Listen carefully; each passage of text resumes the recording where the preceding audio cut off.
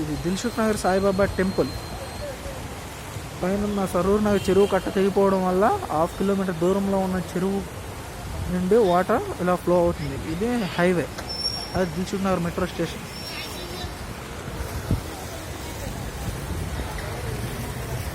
LB Nagar నుంచి వచ్చే vehicles అన్నీ అక్కడ ఆగిపోయినాయి. ఎల్బీ నగర్ వెళ్ళాల్సిన వెహికల్స్ అన్నీ ఇటువైపు ఆగిపోయాయి.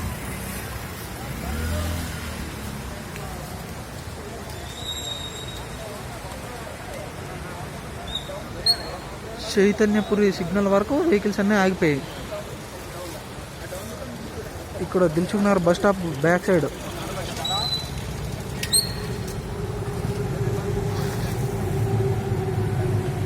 ఇది పోలీస్ స్టేషన్ చూడండి, సరూర్ నగర్ పోలీస్ స్టేషన్లో కూడా వాటర్ వెళ్ళిపోయాయి.